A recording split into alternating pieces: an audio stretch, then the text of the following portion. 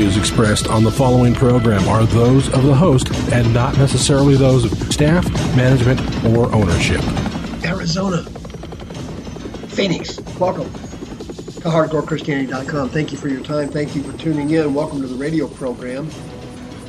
Today's Bible study, Taxing Churches. Here they come. Hey, will you call somebody and tell them the radio program's on? This is Brother Mike. I'm making some announcements while you make that call. Thank you for tuning in today. This is Brother Mike. I'm the professional counselor at the Arizona Deliverance Center in downtown Phoenix. We're on 15th Avenue, just south of Osborne Road. We have 2 services every week, 7 p.m. Thursdays, 7 p.m. Fridays, preaching, teaching, healing, and deliverance at both services. I usually teach on Fridays for my radio listeners. On the website, you can check out Sister Karen on the homepage. She'll be happy to list your house for you. She loves working with born-again Christians. On the website, you can, by the way, it's a new website, and thank you for your donations. I hope you like it, and you can send me some suggestions for improving it. Mike at hardcorechristianity.com is my email address. Our social media is on Facebook.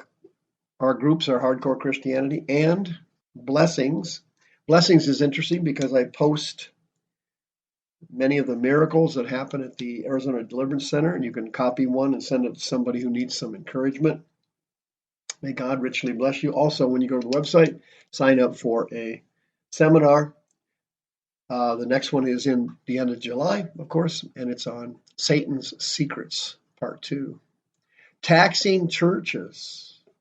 Wow, back in 2004, I believe. Yeah, 2004. I was at another radio station. I was at KXXT Christian Radio. I had a Saturday call-in radio program in those days, back in the day. And I did a radio program one night on, predicting the future. I've done that several times on my radio show. And most of my predictions come out correctly. They're not divine inspirations. They're just me making predictions. Well, one of them was that eventually the government was going to come after nonprofit organizations because of the horrible abuse of many of the giant nonprofits and many of the rot gut TV preachers who were pilfering money out of their systems and spending it on luxury items. And that has continued, obviously, unabated now for decades, and it's still continuing unabated. And I also predicted on that radio program that the government was going to not only cause restrictions for nonprofits, but was going to start taxing churches. And guess what? I was off by a few years, I'll admit that. But can you believe it? It's been 14 years. Originally, I thought it would be about 10. The government is now coming after us. Did you see this article in the paper? It's amazing. Check this out. You're not going to believe it, but it's actually happening. The new tax law signed into law by Congress, of course, and it's Trump's signature legislation. And guess what? There's some rats in the woodpile in that tax law. Quote, churches and other historically tax-exempt organizations will now have to file federal and likely state income tax returns, according to a recently unearthed provision in the newly instituted Tax Cuts and Jobs Act that applies the federal income tax to parking benefits. Hundreds of organizations are now calling for its repeal. Quote, tax practitioners who have evaluated Section 512A(7) generally believe that the result of this new provision is that tax-exempt organizations that provide parking to their employees will be subject to unrelated business income tax on the cost of the parking provided. Folks, I'm not making this up. This is actually in there, and nobody knew about it when it was signed.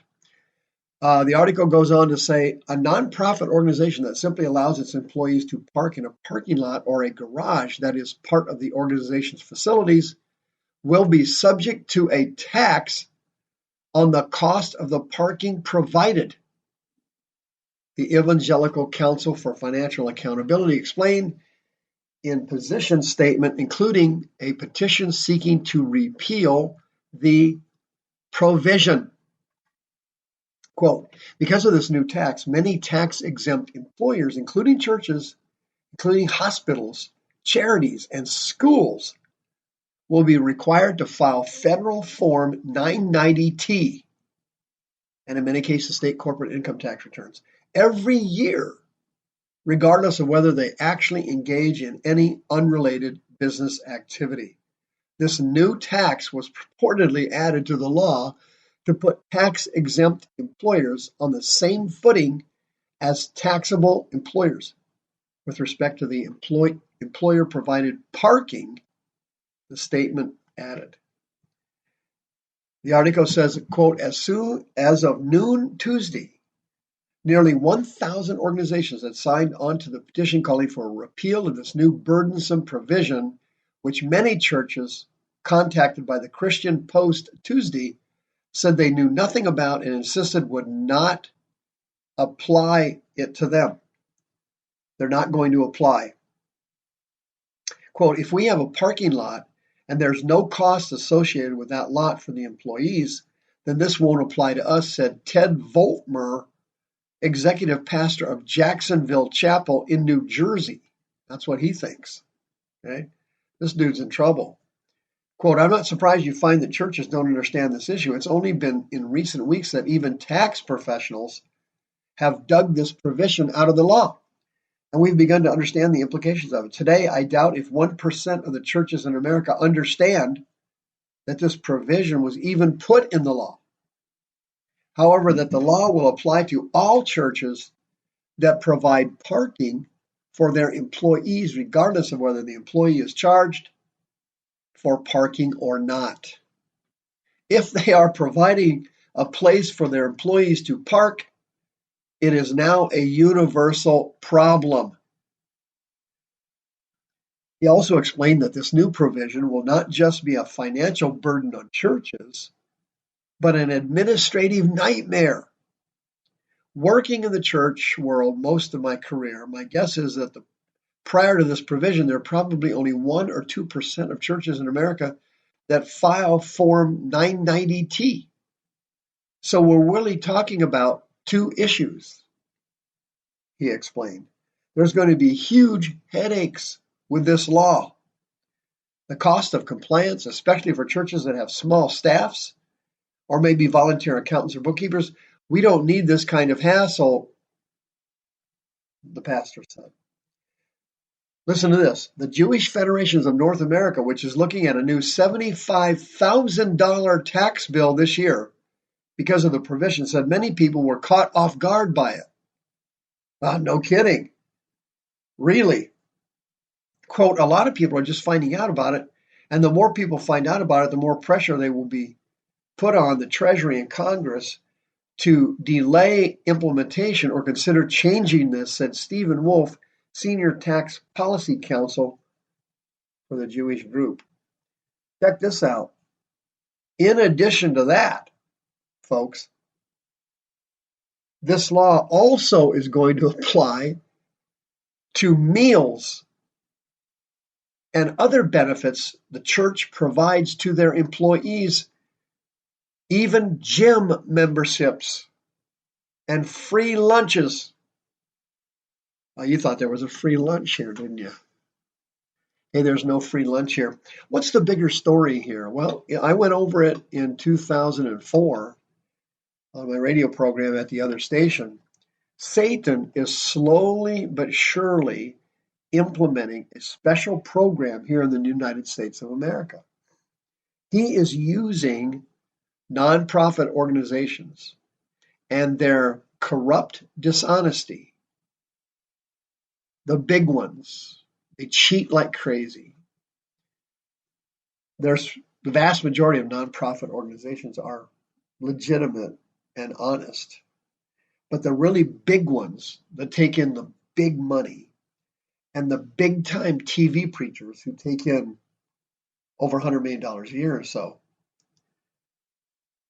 these crooks steal vast sums of money and spend the money on luxury items.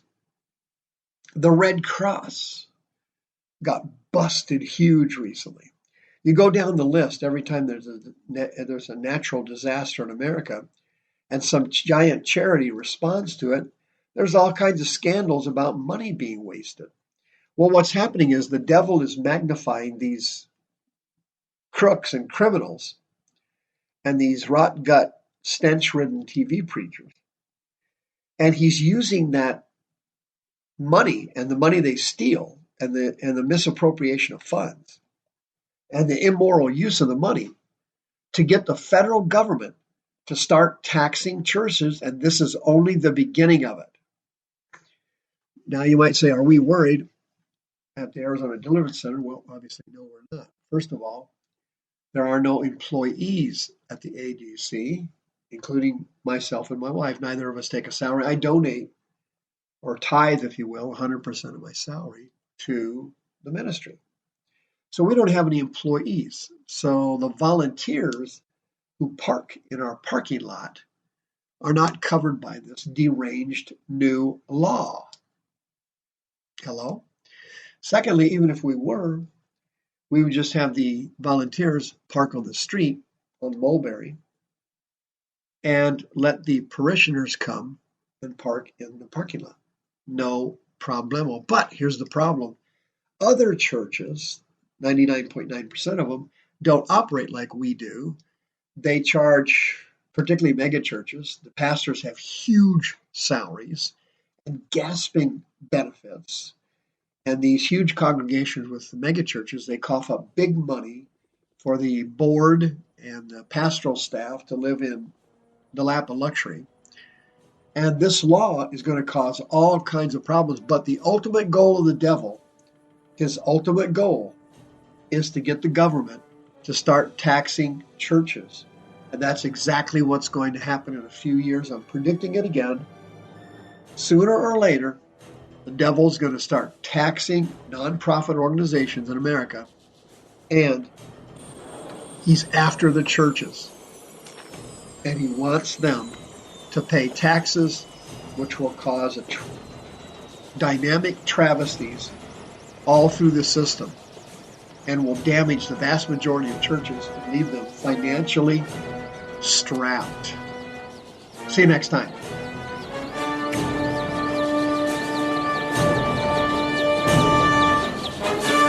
The views expressed on this program are those of the host and not necessarily those of staff, management, or ownership. This program was sponsored by Michael W. Smith.